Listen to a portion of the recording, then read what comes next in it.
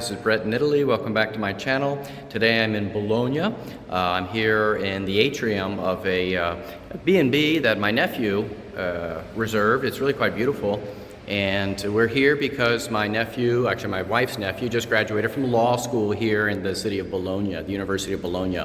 It's very unique, Bologna, because it has the oldest operating university in Europe. It goes back to the 11th century, and we're going to walk through the streets in just a moment, so you'll see connections to the university in terms of the architectural structure of the city with the porticos, the famed porticos here, which line about 60 kilometers of porticos, which are sort of these overhanging roofs that you can walk along on the sidewalks. And it's raining today, but it's great because you've got 60 kilometers, which is almost 40 miles of porticos in the city, and you can go out without an umbrella and not get wet. At least I read that online. It's also a great pilgrimage city.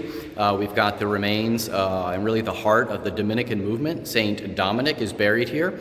There's also a fascinating Poor Clare saint named Saint Catherine of Bologna, whose body is incorrupt, and you can see her actually sitting in a chair, which is really quite amazing.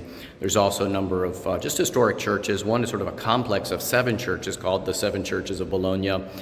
There's the large church, the massive church, Saint Petronius, which I'll try and go to, Cathedral of St. Peter, which is more of a modern church. And what I'd like to do is to walk out to the famed pilgrimage church of St. Luke, which is a 5-kilometer walk, kind of a pilgrimage walk, uphill just outside the city, and it's all covered in porticos. So it is raining today, won't need an umbrella on that one because the entire walk is lined with portico. So let's go outside. Let me turn this around. Okay, we'll go outside here and I'll show you just a little bit what the streets are like, and we will look at the porticos because we have a portico right here in front of the B&B where we're staying. And this is kind of what I mean by the portico. Sometimes they translate this as a porch, but you can see outside it's raining. That guy doesn't have an umbrella because you don't need one, right? So we got these porticos and 60 kilometers, which is really, really amazing. As a matter of fact, in 2021, turn this around, in 2021, UNESCO, the United Nations organization, declared Bologna a World Heritage Site because of these porticos. And by the way, the porticos were initially built to house the students because when the city was growing rapidly in the 11th, 12th centuries, think of it like Manhattan, you're kind of landlocked, very tight spaces. So they started building these sort of overhanging rooms above the streets. Initially they were wood, and in time they became cement, and now they're reinforced concrete with steel. So same construction as the buildings. Bologna is also famous for as being a culinary center. We get, I guess it's kind of sad, but we have bologna in the United States. I grew up eating bologna sandwiches, and it comes from the city of Bologna. Oscar Mayer, when they introduced the cold cut, a kind of a cured pork called mortadella in Italian. They introduced it as Bologna, and as a matter of fact, it still says Bologna on the Oscar Mayer packaging if you go to any grocery store. But most Americans can't pronounce Bologna. It looks like Bologna. The GN, like lasagna, is a ñ sound, kind of like the N tilde in Spanish. So they started saying bologna. As a matter of fact, it's kind of a fake mortadella, and so that gives us the expression that's a bunch of bologna because it's just fake, it's just not real, and it's just not true. So, but anyway, they do have great food here. Tortellini comes from this area. The red sauce with meat in it. Here we call it in Italian pasta bolognese. Tomato sauce with ground beef in it. Very, very good. But it's more important for us as a pilgrimage city. So we're going to go walk through the city now. We'll start with Saint Dominic, and from there continue onward. Okay, so here I am. Behind me is the Basilica of Saint Dominic. The really heart of the Dominican order, the mother church of the Dominican order. Kind of see it here. Again, I'm trying to find refuge from the rain, and I've got a little canopy right in front of this coffee bar. So Saint Dominic, just a great figure in the history of Christianity, founder of one of the great religious orders, the Dominican order. He was a contemporary of Saint Francis. They probably met at least once in Rome during the Fourth Lateran Council in 1215, I believe it was. And they were very much alike in many ways. They founded mendicant orders. These are orders that are not monastic. That is, that they moved from city to city. They were sort of mobile, whereas previously, previous to the Mendicant orders, the orders were more monastic. There were the Augustinians, but the Benedictine order was very rooted in Western Europe. It was very stable, stably focused, so monks would stay in the same place. But the Mendicants, meaning poor people, the poor, the beggars, they went preaching from city to city. So they were sort of mobile, almost like these religious shock troops. And the Franciscans and the Dominicans came about in a period where there was great turmoil in the church, in that there was a lot of controversy in terms of belief. There was a lot of heresies and schismatics. So Francis sort of countered that through witness to poverty, living poor, living simplicity, living joy. Dominic had that, but he also focused more on preaching. It's actually the name of the Order of Preachers, OP in Latin, I believe, the Ordo Predicatorum, I believe, but also learning truth. Dominic was very interested, very focused and determined to study, and so through preaching truth, he would counter the heresies. This is actually why Dominic was so attached to Bologna, the city of Bologna. It's not by chance that Saint Dominic is buried here, because, as I said before, Bologna was one of the great medieval centers of learning. It's actually the oldest university, which is still operating today, the oldest university in Europe, and the second oldest operating university in the world. The first one, as I said before, was in the Islamic world.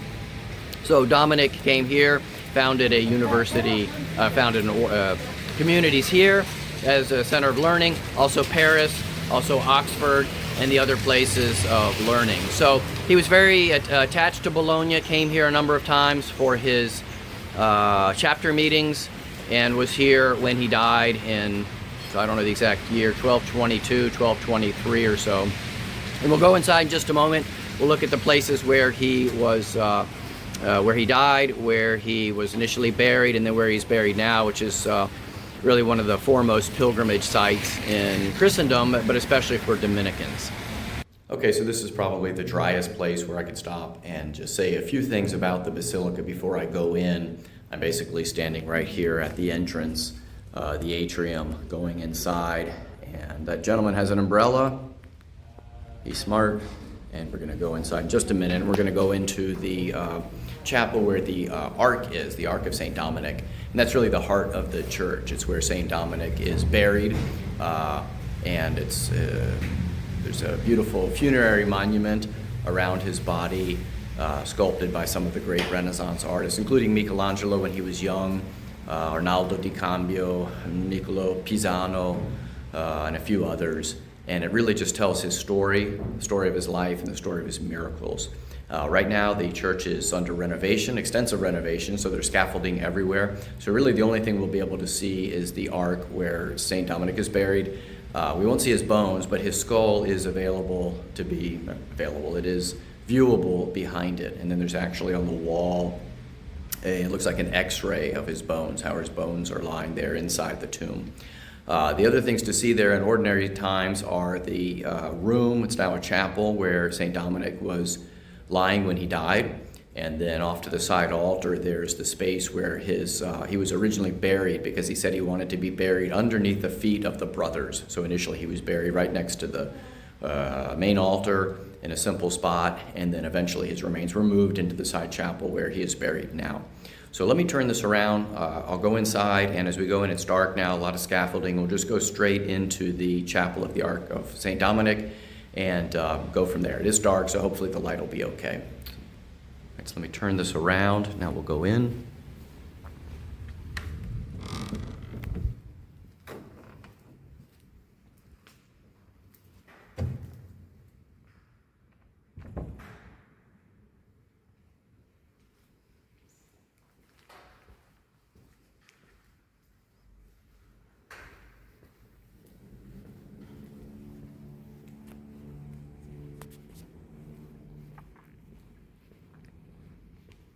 I'm going to put this on pause until I get into the Chapel of the Ark.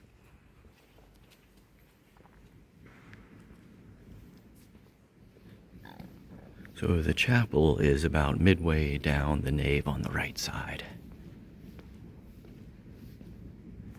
This is the ark in front of us.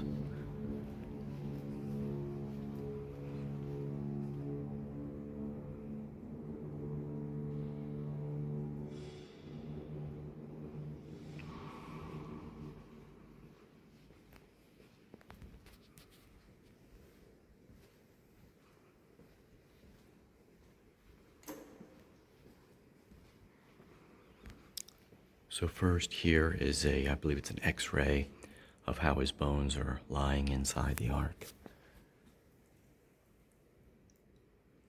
And here's actually Saint Dominic's skull.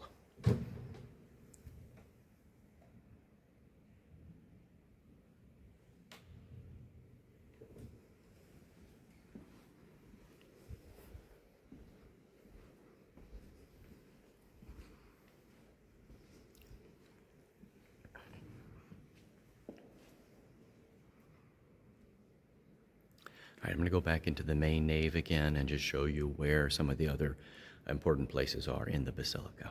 Put this on pause.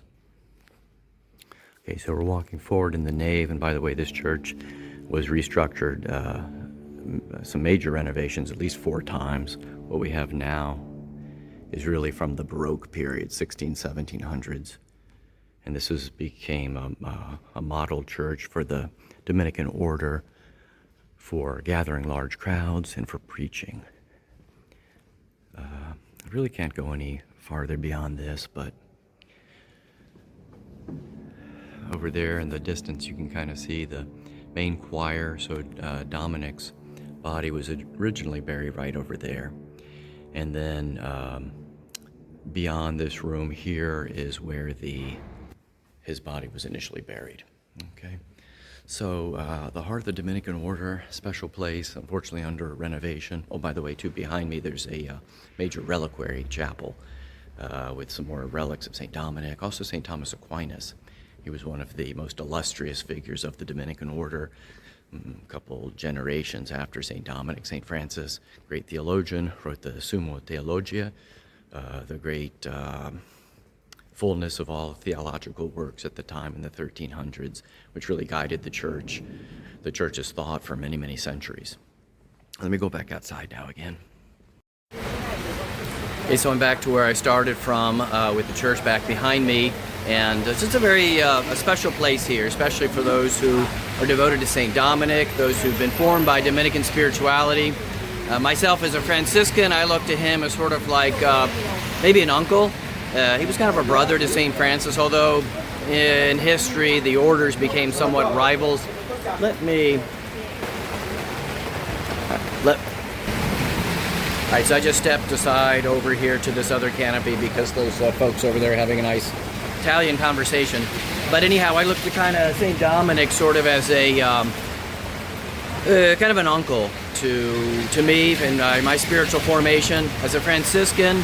Obviously, I look to Saint Francis as the model for our formation, but Saint Dominic was kind of like a brother to Saint Francis in that they were both the formators, the founders, really, of these two great mendicant movements. And Franciscans, Dominicans, Saint Francis, really with the focus on simplicity and poverty. Saint Dominic, the primacy was probably preaching, evangelization, and through that, learning and teaching and truth was their sort of motto, if you will. So a wonderful place to be. So our next stop on the itinerary of pilgrimage sites here in Bologna is the church, small church of Corpus Domini, the body of our Lord. It's also the church that has the body of Saint Catherine of Bologna. So by the way, I broke down and got an umbrella because it's not true what I saw on the internet that you don't need an umbrella when it rains in Bologna because there's so much portico. There is a stretch here that has porticos, but a lot of the walk out here does not, and I got wet. So this is a beautiful little church. It's a small church, and Saint Catherine was a poor Clare. Even though this is largely a Dominican city, we're going to get kind of back in the footsteps of the Franciscan order with Saint Catherine. So she was an erudite Poor Clare abbess from an upper noble family, I believe from Ferrara, not far from here. But she was a poet, she was an artist, she wrote, really a theologian, a fascinating woman, but also contemplative. She really struggled a lot with spiritual attacks, and she wrote kind of a guidebook, if you will, the 7 spiritual weapons, which it's still relevant for those of us today. As a matter of fact, I'm gonna take this down, put this on pause for a sec. Okay, so here I don't need the umbrella, but so the church is right up here, and I hope it's open. If it's not, I will get some images of Saint Catherine and put it here on the video. But this is a fascinating church because Saint Catherine's body is not only incorrupt, it's seated on a chair. She's actually sitting. And when she died, she was buried ordinarily like every sister back then, and they had a crypt. The convents and monasteries had crypts beneath the church. She was buried there. Her tomb was sealed up, and some point later they unsealed her tomb and found that she was incorrupt.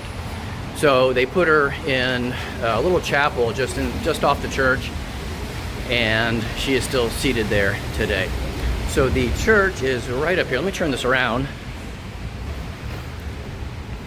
And again, hopefully we can go in. Let me put this on pause till I get a little closer. So if you are pilgrimaging in Bologna and you're using GPS for navigation, don't put Saint Catherine of Bologna Church in your GPS. Make sure you put Corpus Domini, because there's a church dedicated to Saint Catherine of Bologna. Beautiful little church, but it's about 600-700 meters from the church where her body is. As a matter of fact, I just walked by here, and the real church is not far from where I'm staying. Had I kind of been walking heads up, I would have seen that and made a left instead of going straight. So that's part of pilgrimaging, is realizing that our plans are not always God's plans, and the extra 15 minutes gave me some time to pray and recollect, because this is an important little church. As I said before, Saint Catherine is not well known, but she was a great saint for spiritual combat. So those of you wrestling with sort of inner temptations, or I don't know, in need of inner healing, she's a good person to go to. And you can get these the 7 weapons, find it online, and you can start praying it. So here's the church right here, I believe. Kind of a nondescript church, doesn't really look like much. It is open, and I'm going to go in.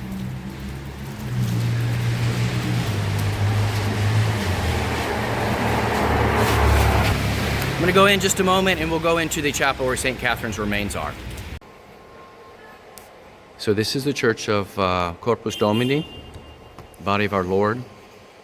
And you can see it's under renovation here, at least these 2 side chapels are.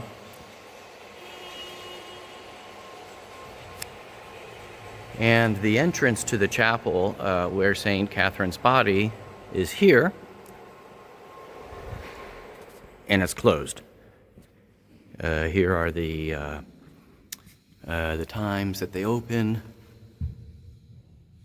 Tuesday, Thursday, Saturday, a couple hours in the afternoon, a couple hours in the morning, and that's typical here. The Poor Clare nuns were here for centuries, and now they are no longer, because they were not getting any vocations, so they've moved on. So there's a priest here this way over here. Over here there's a priest, but he's not here either. Typical today with the change in demographics in Italy, just a shortage of vocations, at least the traditional orders. However, you can see St. Catherine's body through here, so we are in luck.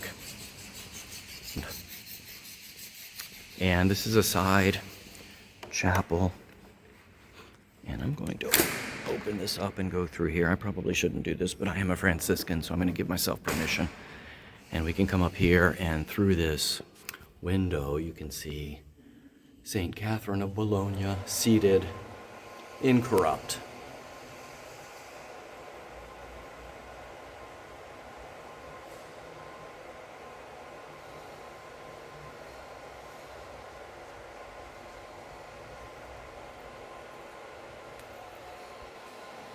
it can be a little jarring, I think, to see an incorrupt saint like that, especially how she is seated like that. Her body is seated, which is very unique. I've never seen any other incorrupt saint in that position, but for whatever reason, providence or circumstance, that's how she is, how her remains are presented today. So I'm going to head out and we'll go to the next visit. But before we do, I just want to ask for an intercession from Saint Catherine for all who are watching. Hail Mary, full of grace, the Lord is with thee. Blessed art thou among women, and blessed is the fruit of thy womb, Jesus. Holy Mary, Mother of God, pray for us sinners now and the hour of our death. Amen. Saint Catherine of Bologna, pray for us. I'm now in the heart of the city of Bologna. The rain has stopped, which is nice, and the sun's out. This is Piazza Maggiore, the greater square. Let me turn this around. And behind me is the church of Saint Petronius. How they say in English, San Petronio, which it's a remarkable church, remarkable for a couple reasons. One is it's one of the largest churches in the world. Two, it's unfinished. You can see how the lower part of the facade has the marble, and the upper side of the facade was never completed. But San Petronio was a bishop of the city of Bologna, lived from between the 5th and 6th centuries during a time when Rome was in decline. The city of Rome, the Roman civilization, was in decline. He was a great benefactor for the poor and just a great leader for the city. So he is buried inside the church. Also, I'm not going to go in the church because it's just a large church with lots of votive chapels, and there's a long line to get in. It's also interesting too because there's what's called a meridian line on the floor. So every day, I believe it's at 12 o'clock or a little after 12 o'clock, the sun traces the line in there. So mathematician of some sort put that in there, installed it some centuries ago. It's not the cathedral. It kind of looks like the cathedral. Some people say it's the Duomo. It's not the Duomo. The Duomo is St. Peter's, which is a modern church right down the way there. So from here, behind me on this side, is where the famous Quadrilatero starts. It's a four-sided district, enclosed by 4 roads, known for its food and all the good food in there. Also, too, in this area, lots of protests take place.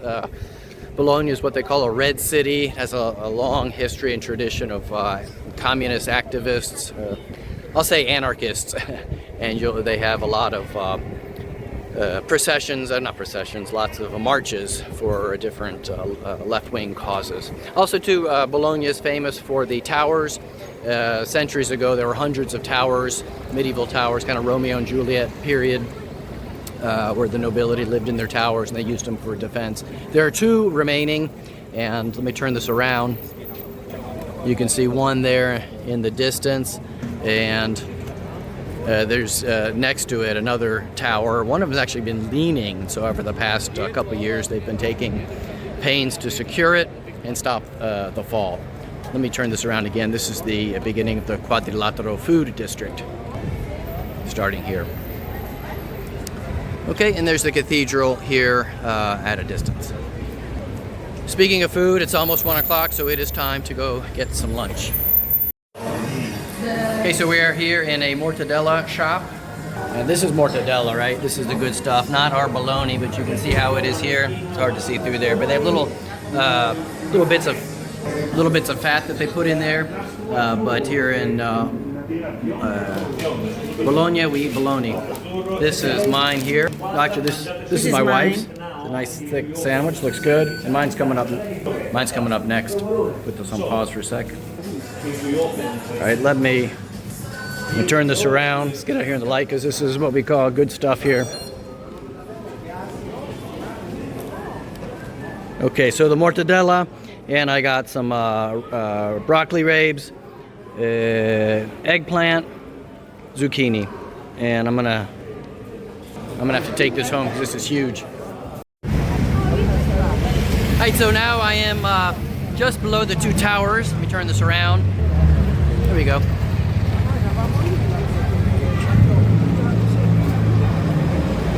I think you can kind of get a perspective here how tall they are. In particular, this one here is considerably taller than the one on the left, but it's the one on the left, I believe, that was threatening to collapse. You can see how they've secured it and are trying to stabilize it. Well, here you can see a little bit. You can see the lean a little bit as it as I move closer to it. And they did something similar to this in Pisa a number of years ago. If everybody's familiar with the famous Leaning Tower of Pisa, right? And they secured it. But here the same thing. It says consolidation and restoration of the Garisenda Tower being secured. So the Garisenda, and I forget the name of this tall tower.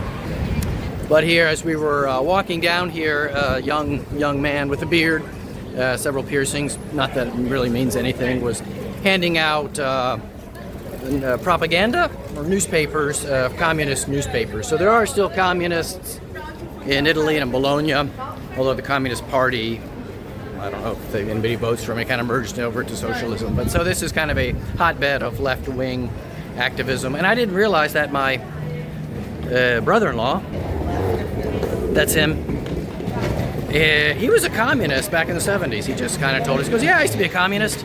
So when we think of communists in the U.S., communists, the Italian communists were not quite as radical. They were just more, let's call them socialists. They were socialists. But he, Aldo, my brother-in-law, was a communist. All right, this is a special visit here. I'm walking in the portico. You can see it behind me and in front of me.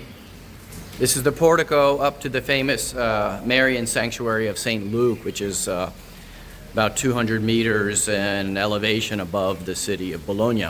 So this is a special journey, if you will, because most of the pilgrimage experience is just getting here. From the city of Bologna, from the center, the wall, is the Porta di San Luca. There's 4.8, roughly 5 kilometers of portico leading out here. So you can do the entire walk from the portico, and it's like 666 arches. There's a lot of Marian edicules along the way that you can stop and pause. It's a good hike up.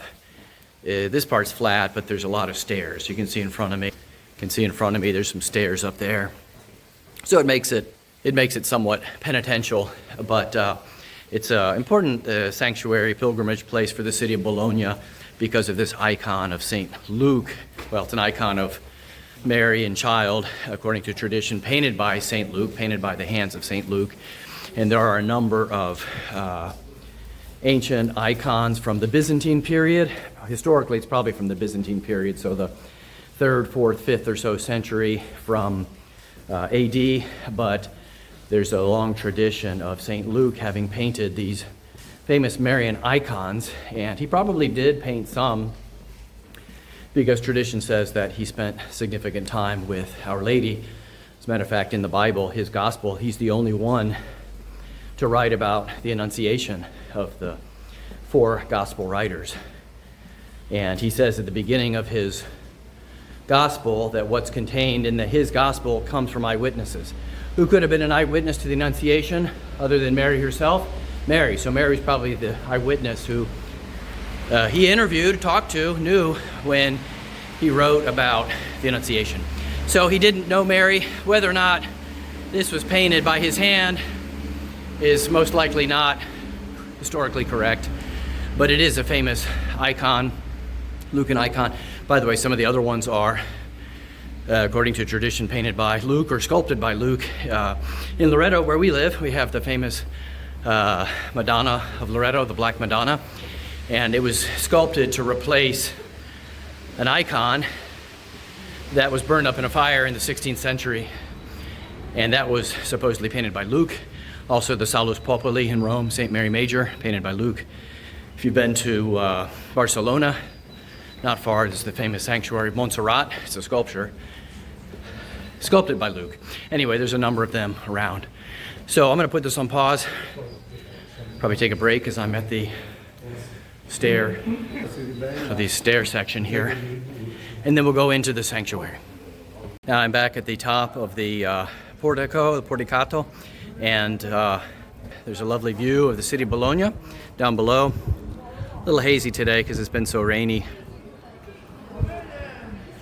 But I will confess I did not walk all 5 kilometers up here.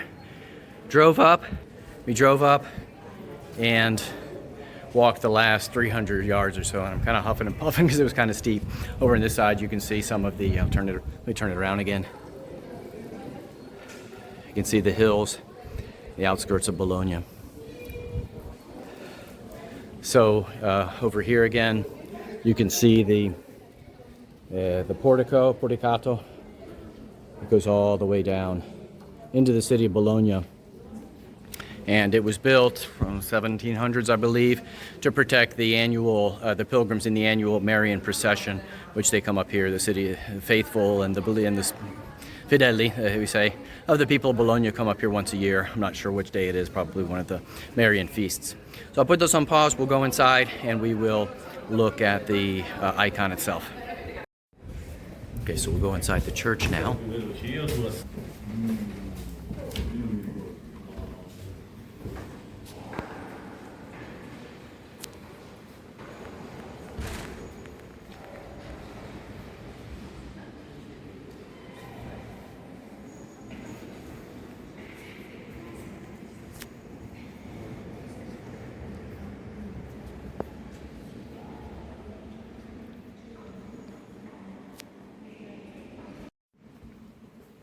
So this is the stairwell behind the famous icon. Let me turn this around.